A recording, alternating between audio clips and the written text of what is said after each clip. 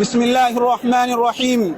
من بنغلاديش إلى حكام العرب: إن كنتم تخافون آباءكم في أمريكا وإسرائيل افتحوا لنا الحدود وانظروا قتالنا لتحرير فلسطين.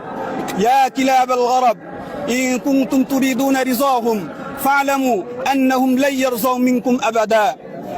من بنغلاديش إلى أهل غزة ورجال المقاومة الباصلة: أنتم في قلوبنا ثابتون صامدون، وإننا المسلمون في بنغلاديش نتألم لألمكم ونحزن لحزنكم، وقريبا بإذن الله تعالى سنحرر الأقصى وأرضه.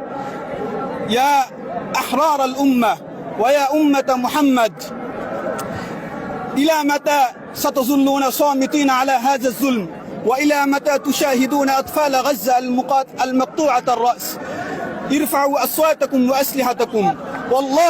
والله لا حل لهذه القضية إلا بما حل به النبي صلى الله عليه وسلم، وإنه لجهاد نصر أو استشهاد. السلام عليكم ورحمة الله.